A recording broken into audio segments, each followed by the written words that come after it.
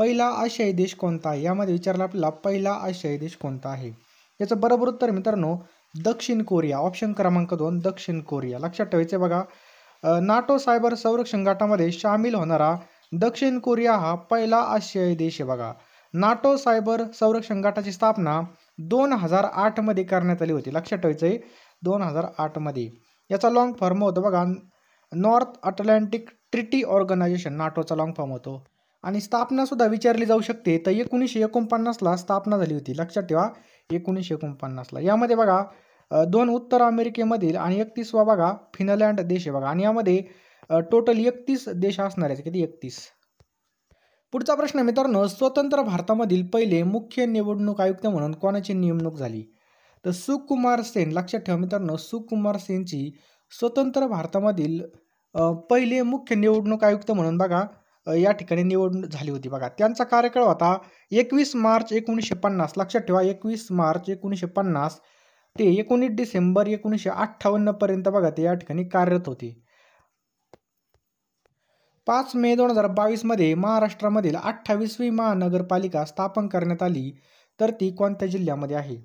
तर मित्रांनो कोल्हापूरमध्ये बघा ती महानगरपालिका. लक्षात ठेवायचं आहे 28वी. इचलकरंजी बघा ती लक्षात ठेवायचं बघा. आणि 29वी बघा 28वी कोणती? इचलकरंजी. आणि 29वी जालना ही घोषित करण्यात आली बघा. लक्षात ठेवायचं आहे ही महानगरपालिका कोल्हापूर जिल्ह्यामध्ये. पुढचा प्रश्न बघा, तुकडे या शब्दाला षष्टीचा प्रत्यय लावल्यावर त्याचं रूप कसं होईल? तुकडे.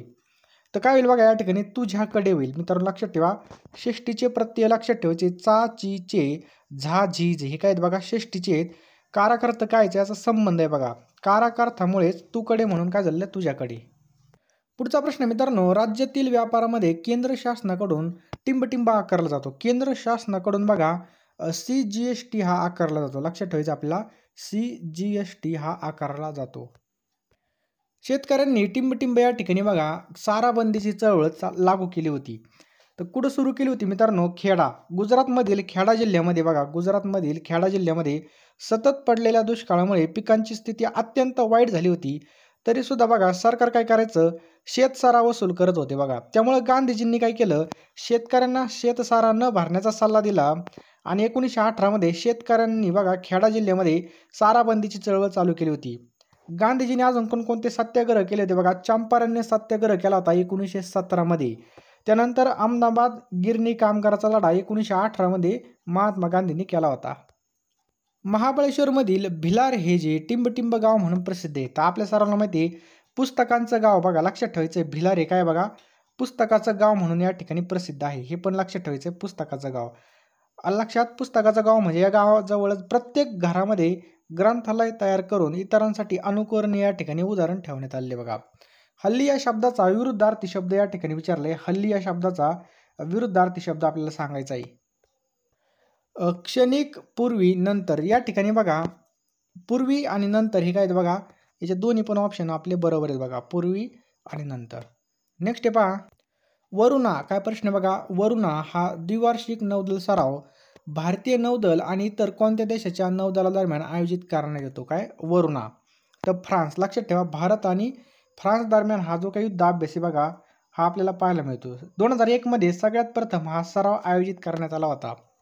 पुढचा प्रश्न आहे मित्रांनो चालू घडामोडीचा प्रश्न आहे बघा. जानेवारी 2023 मध्ये विरासत साडी महोत्सव कोणत्या ठिकाणी पार पडला? साडी महोत्सव.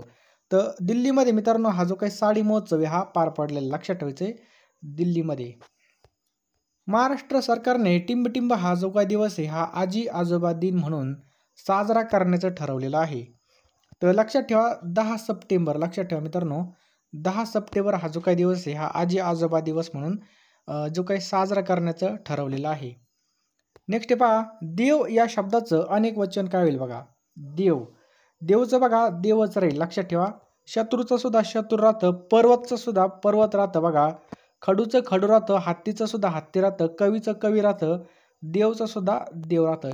आकारांताशिवाय इतर पुल्लिंगी नामाची रूप बघा दोन्ही वाचनामध्ये सारखेच असतात. पुढचा प्रश्न मित्रांनो कृत्रिम बुद्धिमत्तेचा वापर करून ChatGPT हा जो काय रोबोट आहे हा अमेरिकी कंपनीने 2 नोव्हेंबर 2022 मध्ये बाजारात आणला. तर हा ओपन AI. लक्षात ठेवा मित्रांनो ओपन AIचं हे काय बघा कंपनीने ChatGPT हे तयार केलेले बघा. 30 नोव्हेंबर 2022ला बाजारामध्ये आणला होता. हे काय बघा एक भाषा मॉडेल आहे, यामध्ये चॅटबॉट आहे आणि आपल्याला जी पण माहिती पाहिजे असेल फक्त त्यामध्ये टाईप करायची, ते आपल्याला तिकडून लगे रिप्लाय करतं. त्यामुळे हे कशाने बनवलं बघा, ओपन एआयने हा बाजारात लॉन्च केलेला आहे ChatGPT. समोरचा प्रश्न आहे मित्रांनो, भारताचे राष्ट्रीय अभिलेखागार टिंबटिंब या ठिकाणी आहे. बरोबर उत्तर आहे बघा, नवी दिल्ली या ठिकाणी मित्रांनो भारताचे राष्ट्रीय अभिलेखागार आहे. भारताचे राष्ट्रीय अभिलेखागार नवी दिल्ली या ठिकाणी. अभिलेखागार म्हणजे जुनी कागदपत्रे, जुने चित्रपट, दस्तावेज इत्यादी जतन करून ठेवण्याचे ठिकाण. आणि प्रत्येक राज्याचे स्वतंत्र अभिलेख हा सुद्धा आपल्याला पाहायला मिळतं. प्रत्येक राज्याचं सेपरेट असतं. समसंबंध ओळखायचा बघा, मंगळवार या ठिकाणी शनिवार येतो, त्याच्यानंतर चैत्र नंतर कोणता महिना येतो, तर चैत्र नंतर मित्रांनो श्रावण आपलं करेक्ट आन्सर आहे. लक्षात ठेवायचं श्रावण. मंगळवार नंतर बघा चौथा वार येतो शनिवार, तसं चैत्र नंतर चौथा महिना श्रावण येतो, हे पण आपल्याला लक्षात ठेवायचं. त्यामुळे हे सुद्धा पाठ असणं खूप गरजेचं आहे. पुढील वाक्प्रचाराचा अर्थ लिहा. फारकत होणे. काय बघा, फारकत होणे म्हणजे काय, वेगळं होणे. ऑप्शन क्रमांक 1 वेगळं होणे. आलं लक्षात. पुढचा प्रश्न आहे मित्रांनो, महाराष्ट्रामध्ये स्थानिक शासन संस्थेमध्ये महिलांसाठी टिंबटिंब जागा राखीव ठेवण्यात आलेल्या आहेत. महिलांसाठी किती, तर 50% या ठिकाणी राखीव ठेवण्यात आलेल्या आहेत. लक्षात ठेवायचं आहे 50%. संयुक्त राष्ट्र संघटनेद्वारे 2023 हे वर्ष कोणतं वर्ष म्हणून साजरं करण्यात येणार आहे, तर भरड धान्य वर्ष. मित्रांनो लक्षात ठेवायचं आहे भरड धान्य वर्ष म्हणून साजरं करण्यात येणार आहे. बघा, संयुक्त राष्ट्राच्या आमसभेद्वारे हे वर्ष जाहीर केलेलं आहे. 70 देशांनी या गोष्टीला पाठिंबा सुद्धा दिलेला आहे. बघा, आणि हे जे काही वर्ष आहे भरड धान्य वर्ष लागू केल्यामुळे भरड धान्याबाबत जागरूकता आणि आरोग्य संबंधीमध्ये जे काही धोरण आहेत बघा, ते आखण्यासाठी इतर देशांना सुद्धा या ठिकाणी मदत होणार आहे. 1 जानेवारी 2023 रोजी टिंबटिंब या देशाने युरो हे जे काही चलन आहे बघा ते स्वीकारलं. युरो हे चलन. तर क्रोएशिया ऑप्शन क्रमांक 4 1 जानेवारी 2023ला क्रोएशिया या देशाने काय केलेलं आहे बघा, युरो हे चलन स्वीकारलेलं आहे. पुढचा प्रश्न आहे मित्रांनो, जय जय महाराष्ट्र माझा गर्जा महाराष्ट्र माझा या गीताला राज्यगीताचा दर्जा देण्यात आला, तर सदर गीत हे कोणी लिहिलं आहे. तर या गीताचे जे काही आपल्याला लेखक विचारले आहेत, तर लक्षात ठेवा मित्रांनो राजा बडे याचं करेक्ट आन्सर आहे. मित्रांनो लक्षात ठेवायचं आहे यांनी लिहिलं आहे. आणि हे जे काय गीत आहे हे संगीत कार्याचं जर विचारलं तर आपल्याला लक्षात ठेवायचं आहे श्रीनिवास खळे. लक्षात ठेवायचं आहे श्रीनिवास खळे यांनी स्वरबद्ध केलेलं आहे. आणि या गीताचे गायक शाहीर साबळे आहेत. बघा, गायक कोण आहेत तर या ठिकाणी शाहीर साबळे आहेत. लेखक कोण आहेत तर राजा बडे आहेत. बघा, लक्षात ठेवायचं आहे राजा बडे, हे पण लक्षात ठेवा. आणि 19 फेब्रुवारी 2023 पासून तारीख लक्षात ठेवा, 19 फेब्रुवारी 2023 पासून बघा या गीताला राज्यगीताचा दर्जा देण्यात आलेला आहे. बघा, स्वतःचं राज्यगीत असणारं महाराष्ट्र हे 12वं राज्य ठरलेलं आहे, की तो 12वं. विशेषणाचा प्रकार ओळखा. या ठिकाणी रांगणारे मूल, तर धातुसाधित आहे. ऑप्शन क्रमांक 1 धातुसाधित. रांगणारे मूल म्हणजे काय, धातुसाधित विशेषण आहे. विशेषण म्हणजे काय, नामाबद्दल माहिती सांगून नामाची व्याप्ती मर्यादित करणाऱ्या विकारी शब्दाला विशेषण म्हणतात. शून्य बहुपदीची कोटी किती असते. शून्य बहुपदीची कोटी किती असते तर या ठिकाणी बघा निश्चित सांगता येत नाही का निश्चित करता येत नाही. लक्षात ठेवायचं आहे बहुपदी शून्यमध्ये अजिबात संज्ञा नसतात, त्याला शून्य बहुपदी म्हणतात. शून्य बहुपदीला शून्य नसलेल्या संज्ञा नसल्यामुळे शून्य बहुपदीची संज्ञा नसते. पहा नेक्स्ट बघा, खालीलपैकी मार्च 2023 मध्ये भारतीय रेल्वेच्या कोणत्या विभागाने त्यांच्या अंतर्गत असणाऱ्या 100% ब्रॉडगेज मार्गाचं विद्युतीकरण केलेलं आहे. मध्य रेल्वे. मित्रांनो लक्षात ठेवा मध्य रेल्वेने बघा या ठिकाणी केलेले आहे. बघा 3825 किलोमीटरमध्ये जे काय लाईनिंग आहे बघा ते सगळी विद्युतीकरण करण्यामध्ये यांनी एकदम असं साध्य केलेले आहे. बघा मध्य रेल्वेचा शेवटचा नॉन इलेक्ट्रोफाईड सेक्शन म्हणजे सोलापूर विभागामधील औसोर रोड लातूर रोडचं सुद्धा विद्युतीकरण शेवटी सगळ्यात पूर्ण झालेले. बघा 2023चा जागतिक सुरक्षा परिषदेचं आयोजन कोणत्या ठिकाणी करण्यात आलं होतं, तर जयपूर या ठिकाणी मित्रांनो जागतिक जे काय आपलं सुरक्षा परिषद आहे याचं आयोजन करण्यात आलं होतं. बघा 2023ची जागतिक सुरक्षा परिषद जयपूर या ठिकाणी आयोजित करण्यात आली होती. बघा हे पण आपल्याला लक्षात ठेवायचं आहे. लोकशाहीर अण्णाभाऊ साठे यांच्या पुतळ्याचं नुकतेच कोणत्या देशामध्ये अनावरण करण्यात आलं, याचं करेक्ट आन्सर आहे बघा रशिया. मित्रांनो रशिया या ठिकाणी लोकशाहीर अण्णाभाऊ साठे यांच्या पुतळ्याचं अनावरण करण्यात आले. बघा अण्णाभाऊ साठे यांचा जन्म 1920 साली झालेला आहे. बघा सांगली जिल्ह्यामध्ये. आलं लक्षात. समाजसेवक, कवी, लेखक म्हणून त्यांना ओळखलं जातं. दलित साहित्याचे संस्थापक म्हणून सुद्धा त्यांना श्रेय दिलं जातं बघा. त्यांची कादंबरी बघा फकीराई 1959ला राज्य सरकारच्या उत्कृष्ट कादंबरीचा जो काही पुरस्कार आहे तो सुद्धा मिळालेला आहे. माझा रशियाचा प्रवास हे सुद्धा प्रवास वर्णन अण्णाभाऊ साठे यांचं आहे बघा. वैजयंता कादंबरी सुद्धा लिहिलेली. वारणेचा वाघ कादंबरी सुद्धा. आणि संयुक्त महाराष्ट्र चळवळीत पोवाडे. त्याच्यानंतर छक्कडणे यांनी काय केलेलं आहे बघा, प्रबोधन केलेलं आहे.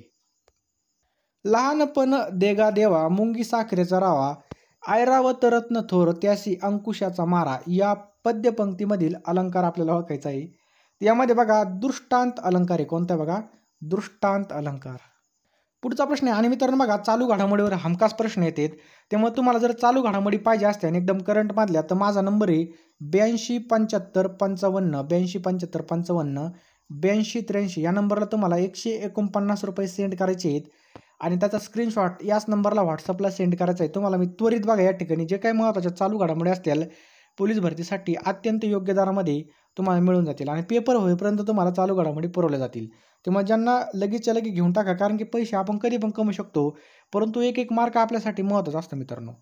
तर बघा 2022मध्ये राष्ट्रकुल स्पर्धेमध्ये भारतासाठी पहिलं सुवर्ण पदक कोणी जिंकलं? तर पहिलं जे काही सुवर्ण पदक आहे मित्रांनो ते मीराबाई चानोने जिंकलेले बघा 2022मध्ये. लक्षात ठेवायचं आहे बघा, देशासाठी पहिलं सुवर्ण पदक आणलेलं आहे बघा. पुढचा प्रश्न आहे मित्रांनो, शेतीचं उत्पन्न वाढवण्यासाठी आणि अन्नधान्याबाबत स्वयंपूर्ण होण्यासाठी कोणती क्रांती करण्यात आली? तर हरित क्रांती. लक्षात ठेवा मित्रांनो, हरित क्रांती. शेतीचं उत्पादन वाढवण्यासाठी आणि अन्नधान्याबाबत स्वयंपूर्ण होण्यासाठी हरित क्रांतीची या ठिकाणी सुरुवात करण्यात आली होती. हे पण लक्षात ठेवायचं मित्रांनो. भारतामध्ये बघा 1966 कधी 1966ला एस स्वामीनाथन आणि नॉर्मन बोरलॉग यांच्या प्रेरणेमधून मेक्सिकोमधून बघा गव्हाच्या बुटक्या वाणांची लागवड गंगेच्या खोऱ्यामध्ये केली आणि अधिक उत्पादन देणारं जे काय बियाणं त्याच्यानंतर जलसिंचनाच्या वाढत्या वापराद्वारे या ठिकाणी आपल्या भारतामध्ये अन्नधान्याचं जे काही उत्पादन आहे ते वाढलं बघा. महाराष्ट्रामध्ये हरित क्रांतीची सुरुवात महाराष्ट्राचे मुख्यमंत्री वसंतराव नाईक यांनी केली बघा. खालीलपैकी महाराष्ट्रामधील कोणत्या व्यक्तीने सर्वोच्च न्यायालयाचं सरन्यायाधीशपद भूषवलेलं नाही? तर कोणी भूषवलेलं नाही? लीला सेठ ऑप्शन क्रमांक 4 यांनी भूषवलेलं नाही बघा.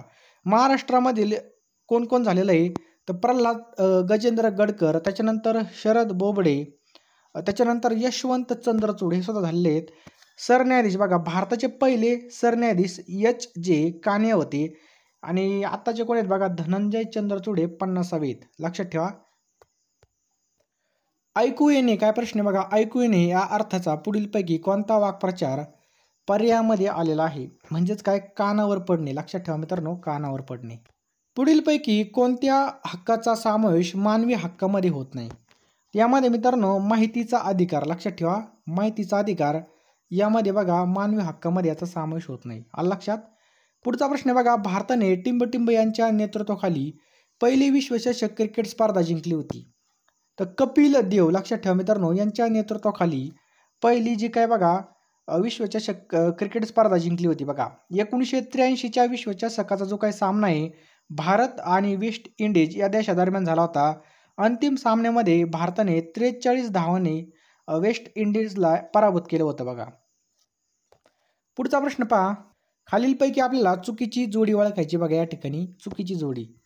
तर या ठिकाणी ताडोबा या ठिकाणी काय मित्रांनो व्याघ्र प्रकल्प आहे म्हणून 2 नंबर हे आपला चुकीचं आहे बघा. ताडोबा अंधारी व्याघ्र प्रकल्प हा म्हणून ओळखला जातो. यामध्ये ताडोबा राष्ट्रीय उद्यान आणि अंधारी अभयारण्य समाविष्ट आहे बघा.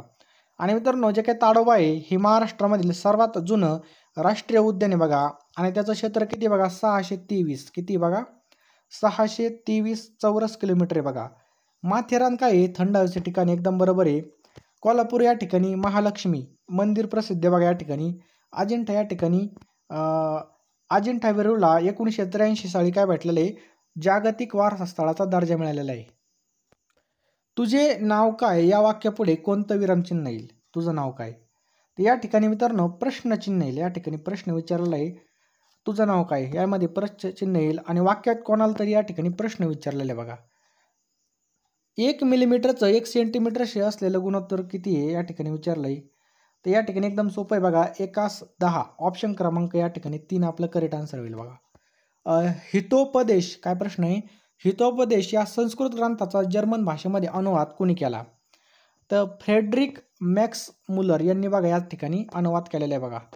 नेक्स्ट बघा, इसवी सन 1974 मध्ये भारताने कोणत्या ठिकाणी अणुचाचणी केली होती? तर पोखरण, ऑप्शन क्रमांक 3 पोखरण या ठिकाणी केली होती बघा. भारताने 18 मे 1974 पहिली अणुचाचणी पोखरण राजस्थान या ठिकाणी घेतली आणि या पहिल्या अणुचाचणीचे सांकेतिक नाव बघा बुद्ध हसला असं होतं. काय होतं? बुद्ध हसला. पुढचा प्रश्न आहे बघा, प्रकाशाचं अस्तित्व ज्या सूक्ष्म कणांमुळे तयार होतं त्या कणांना काय म्हटलं जातं? अतिशय महत्त्वाचा प्रश्न आहे. प्रकाशाचं अस्तित्व ज्या सूक्ष्म कणांमुळे तयार होतं त्यांना आपण काय म्हणतो मित्रांनो? फोटॉन असे म्हणतो. ऑप्शन क्रमांक 3 फोटॉन असं म्हटलं जातं. आलं लक्षात? प्रकाशाचं अस्तित्व ज्या सूक्ष्म कणामुळे तयार होतं त्या कणांना फोटॉन म्हणतो. वनस्पती प्रकाशाच्या सानिध्यामध्ये फोटॉन या ठिकाणी बघा अन्न तयार करतात बघा. आणि प्रकाश सजीवांचे अस्तित्व टिकून आहे बघा. प्रकाशामुळेच काय बघा सजीवांचं अस्तित्व टिकून आहे. या ठिकाणी बघा इलेक्ट्रॉन आलं तर इलेक्ट्रॉन असं लिहिलं जातं बघा. ई त्याच्यावर मायनस, त्याच्यानंतर प्रोटॉन कसा लिहिला जातो मित्रांनो? तर P+ हा प्रोटॉन लिहिला जातो आणि न्यूट्रॉनला फक्त N लिहिलं जातं बघा. लक्षात ठेवायचं आहे, अणूच्या केंद्रकामध्ये काय असतो? न्यूट्रॉन असतो बघा अणूच्या. पुढचा प्रश्न आहे बघा, ताऱ्यांच्या लुकलुकण्याचं कारण कोणतं आहे? बघा तारे लुकलुकतेत याचं कारण काय विचारलं बघा. त्याचं करेक्ट आन्सर आहे बघा वायुमंडळामध्ये वायूचा बदलता अपवर्तनांक. याचं करेक्ट आन्सर आहे पहा. हे पण आपल्याला लक्षात ठेवायचे पहा. पुढचा प्रश्न जर पाहिला याचं स्पष्टीकरण बघा, प्रकाश एका माध्यमामधून दुसऱ्या माध्यमामध्ये जाताना म्हणजे वायूमधून द्रवाकडे दिशा बदलतो त्यालाच प्रकाशाचं अपवर्तन म्हणतात. यामुळे बघा तारे लुकलुकताना आपल्याला पाहायला मिळतात.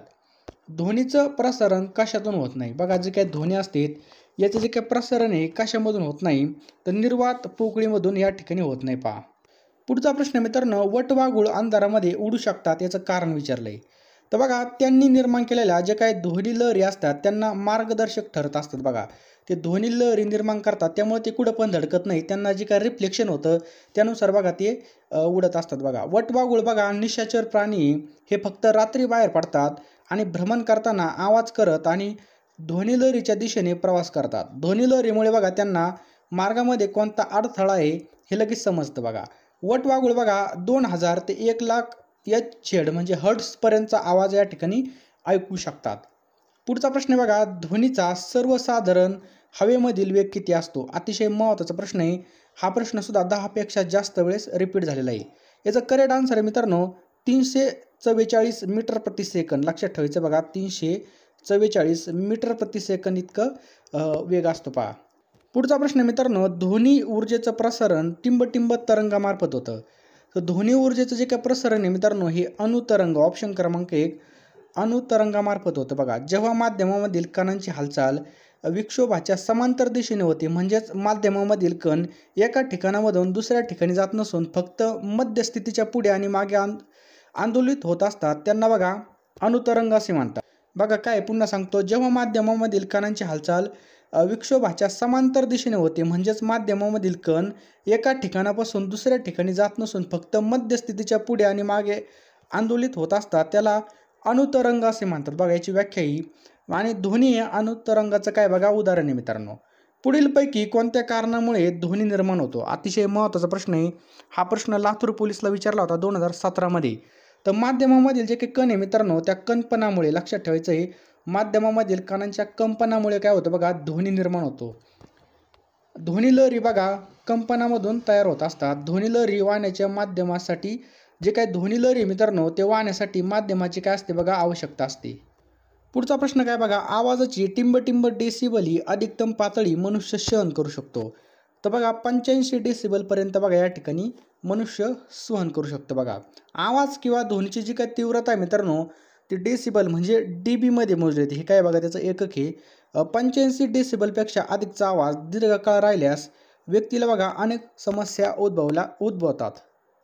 ध्वनीचा वेग हा हवेपेक्षा पाण्यामध्ये कसा असतो? तर खूपच अधिक असतो मित्रांनो. लक्षात ठेवायचं खूपच अधिक असतो. हे